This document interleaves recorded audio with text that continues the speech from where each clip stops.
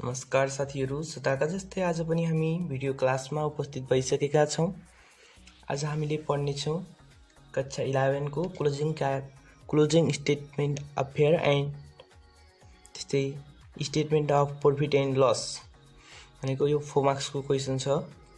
आज हामीले यस क्वेशनहरु मध्ये एक्जाममा आएका एकदम इम्पोर्टेन्ट खाले क्वेशनहरुलाई लिएर आएका छौं। साथीहरु, पहिला हामीले क्वेशन पढौं। त्यस्तै कति साथीहरुले सोध्नु भएको थियो हजुरले अन्त पनि कहाँ हजुर पाउनुहुन्छ भनेर। हाम्रो फेसबुकमा बुक सोलुसन हजुरले सर्च गर्न सक्नुहुन्छ। ग्रुप पेज र फेसबुकमा बुक सोलुसन छ। हामीलाई फेसबुक मार्फत पनि फ्लो गर्न सक्नुहुनेछ। त्यस्तै आजको विषयवस्तुतिर लागौं हामी। आजको विषयवस्तुमा हामीले closing statement of affair and statement of profit and लसलाई लिएर आएका छौं। पहिला सर्वप्रथम हामीले क्वेशन हेरौं। क्वेशनको हजुरले मेन भनेको हजुरले तल रिक्वायरमा हेर्नु पर्ने छ के भनेको छ मेन। साथीहरु, हाम्रो यहाँ भनेको छ statement of fair statement of profit and loss. यो भनेको सामान्यतया हिसाब भन्दा केही फरक खालको हिसाब छ, किनकि अरु हिसाबमा हाम्रो रिक्वायरमा अरु दिएर साथीहरु यो दुईटा तालिका दिँदैन थियो, तर यस हिसाबमा दुईटा तालिका दिएको छ। त्यसैले गर्दा यो इम्पोर्टेन्ट छ, कारण कि यो सबै साथीहरुले यो नगर्न पनि सक्नु भएको हुन्छ। यो भिडियो हेरेपछि पूर्ण जान्नुहुनेछ भन्ने म आशा राख्दछु। अब भिडियो सुरु गरौँ। सर्वप्रथम हामीले क्वेशन हेरौं। क्वेशन हामीलाई दिएको छ पार्टिकुलर ब्यालेन्स 11 भनेको वैशाख 1 2070 सालको ब्यालेन्स हो यो साथीहरु। त्यस्तैगरी हाम्रो यो सेकेन्डको रहेको छ चैत्र 31 चैत्र 2070 भनेको एउटै वर्षको सुरुको र लास्टको प्राइस दिएको छ सामानहरु खरिद गरेको भनेको। अब हामीले सर्वप्रथम हेर्नु पर्ने छ, हामीले मेन भनेको क्लोजिङ क्यापिटल बीएफ हुन्थ्यो। अरु सामान्य हिसाबमा ओपनिङ क्यापिटल दिएको हुन्थ्यो।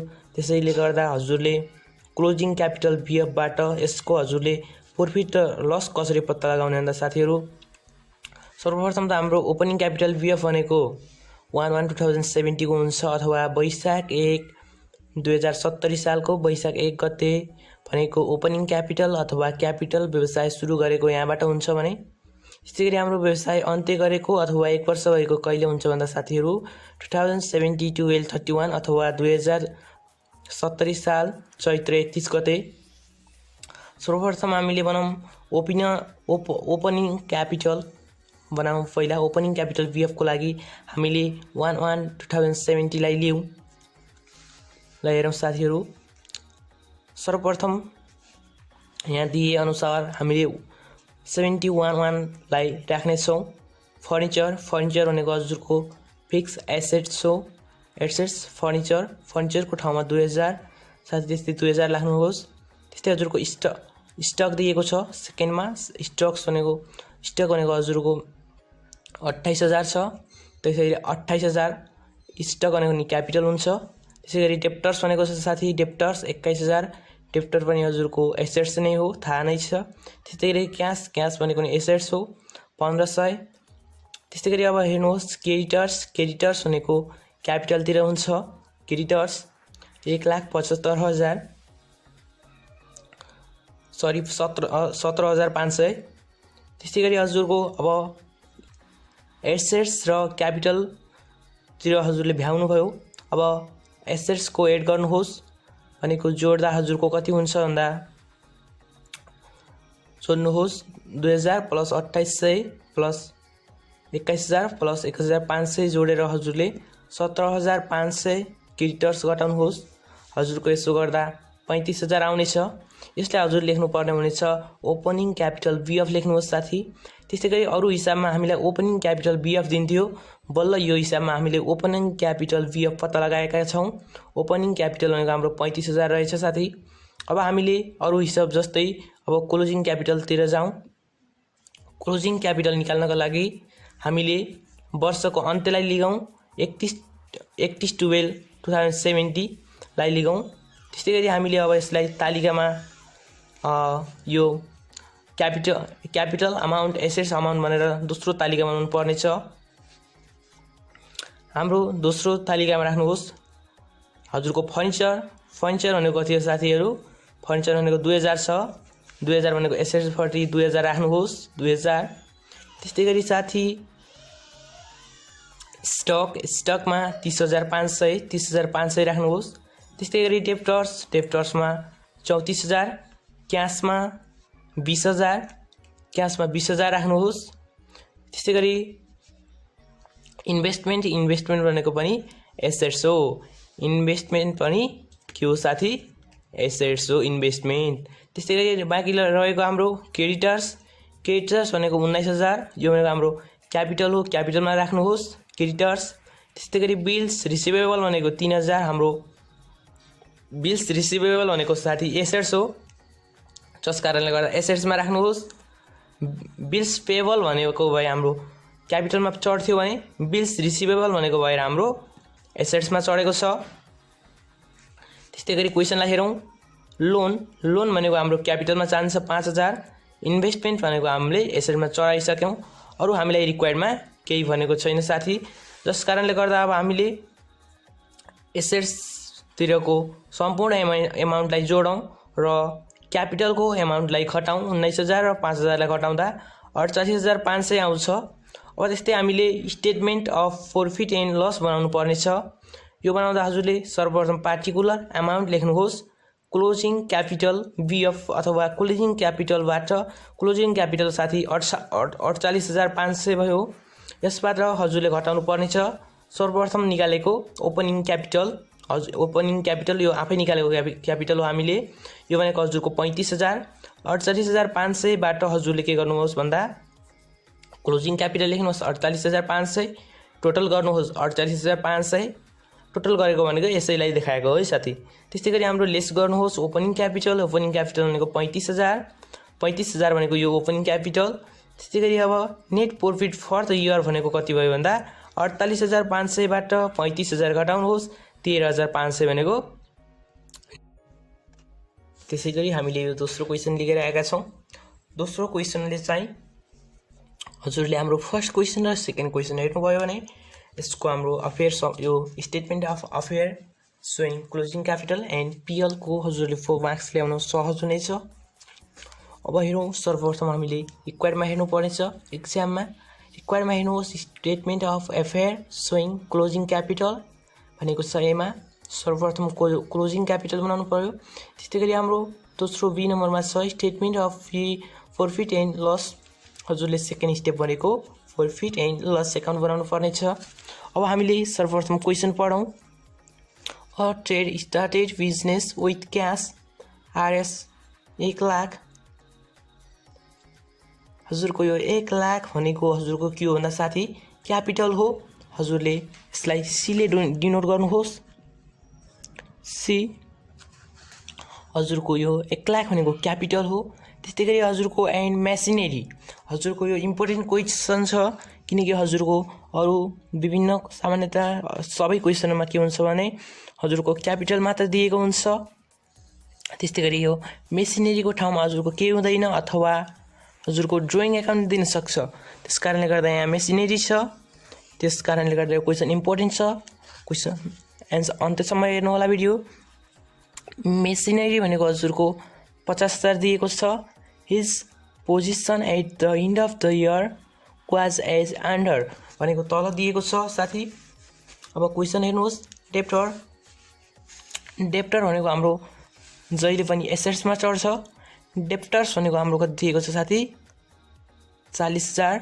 40000 भनेको हाम्रो अमाउन्ट एसेट्समा राख्नुहोस्। त्यस्तै गरी हाम्रो बिल्स पेएबल भनेको छ।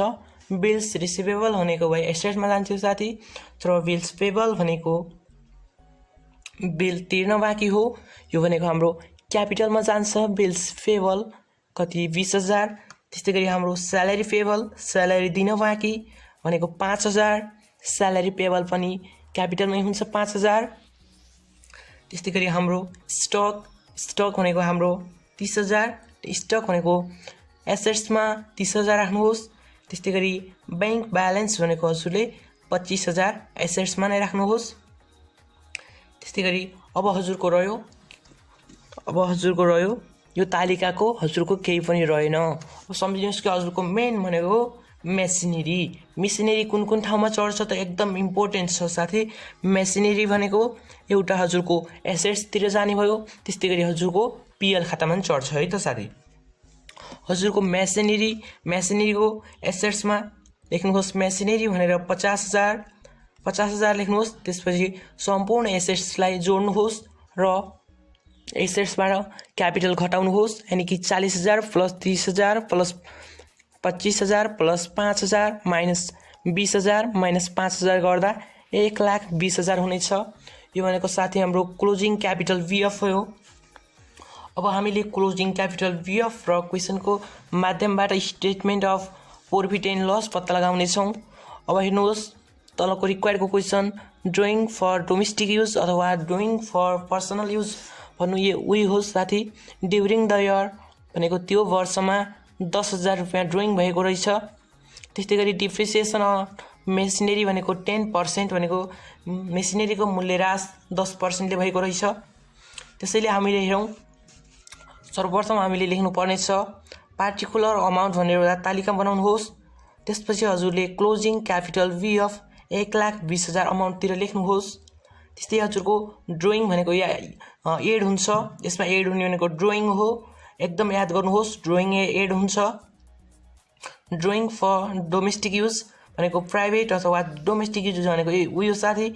यसको ड्रइङ भनेको हाम्रो कति थियो, ड्रइङ भनेको हाम्रो 10,000 थियो, यानी कि 10,000 1,20,000 मा 10,000 जोड्नुहोस् भनेको टोटल भनेको 1,30,000 भयो। त्यस्तै अब हजुरले गर्नुपर्ने छ टोटलबाट हजुरले लेस गर्नुहोस् अथवा घटाउनुहोस् ओपनिङ क्यापिटल भनेको हजुरको साथी कति छ भन्दा ओपनिङ क्यापिटल भनेको हजुरले क्वेसनमा हेर्नुपर्ने छ trade started business with cash RS 1,00,000 भनेको हजुरको ओपनिङ क्यापिटल हो। 1,00,000 घटाउनुहोस् अथवा लेस गर्नुहोस् 1,30,000 बाट 1,00,000 घटाउँदा 30,000 हुनेछ। त्यस्तै गरी हजुरको हामीले अघि मेसिनरी हजुरको यहाँभित्रको कुनै आइटमको पिएलमा चढ्दैन, बट तर हजुरको माथिको क्यापिटलमा दिएको आइटम चढ्नेछ। त्यस कारणले गर्दा हजुरको मेसिनरी छ। मेसिनरी भनेको हजुरको कति छ 1,10,000 10,000 अथवा 50,000 मेसिनरी छ। हजुरले मेसिनरीको 50,000 लाई घटाउनु पर्नेछ। मेसिनरीको 50,000 लाई घटाउनुहोस्, यानी कि 1,30,000 बाट 1,00,000 घटाउँदा 30,000 भयो। त्यसबाट 1,30,000 बाट 1,00,000 घटाउँदा 30,000 हुन्छ। 30,000 बाट 50,000 घटाउनुहोस्। 50,000 30,000 बाट 50,000 घटाउनु भनेको माइनस 20,000 हो, तर हामीले हिसाबमा माइनस 20,000 लेख्न पाउँदैनौँ। के लेखौँ भन्दा नेट लस बिफोर एडजस्टमेन्ट लेखौँ भनेको हाम्रो एडजस्टमेन्ट भन्दा पहिला नेट लस भयो। कति लस भयो भन्दा साथी 20,000, यानी कि 30,000 बाट 50,000 घटाउँदा लेस हुन्छ, घाटा लाग्छ। कति घाटा लाग्यो भन्दा एडजस्टमेन्ट भन्दा पहिला हामीलाई 20,000 घाटा लाग्यो। त्यस्तै हामी एडजस्टमेन्टतिर जाउँ। क्वेसनमा हेर्नुहोस् के भनेको छ, हाम्रो ड्रइङ राखिसक्यौँ। त्यस्तै डिप्रिसिएसन अफ मेसिनरी 10% भनेको छ। हाम्रो मेसिनरीको साथी मेसिनरीको कति छ प्राइस भनेको 50,000, 50,000 को 10% भनेको 5,000 क्याल्कुलेट गर्नुहोस् 5,000। त्यस कारणले गर्दा फेरि लेस गर्नुहोस् मेसिनरी 5,000 घटाउनुहोस्, अनि त्यसपछि नेट लस बिफोर एडजस्टमेन्ट कति भयो साथी 20,000 बाट हामीले डिप्रिसिएसन अन मेसिनरी घटायौँ माइनस 20,000 हो साथी। यो माइनस भनेको हजुरलाई घाटा लागेको 20,000 हो। घाटा र घाटा जोडिन्छ साथी। त्यस कारणले गर्दा नेट लस बिफोर एडजस्टमेन्ट भनेको लस भएको घाटाको एडजस्टमेन्ट भन्दा पहिलाको घाटा र मेसिन बेच्दाको डिप्रिसिएसन अथवा मूल्यह्रासको घाटा 5,000 र 20,000 लाई एड गरौँ, हाम्रो आयो एन्सर 25,000। हाम्रो 25,000 भनेको नै statement of profit and loss हो। साथीहरू आजको भिडियो कस्तो लाग्यो लाइक कमेन्ट सेयर गर्न नभुल्नुहोला। त्यस्तै हामीलाई फेसबुकमा बुक सोल्युसन नाम सर्च बुक सोल्युसन च्यानललाई सब्स्क्राइब गर्नुहोस्, नजिकै रहेको बेल आइकन दबाउनुहोस्, हाम्रो भिडियोलाई लाइक, कमेन्ट, सेयर गर्न नभुल्नुहोला।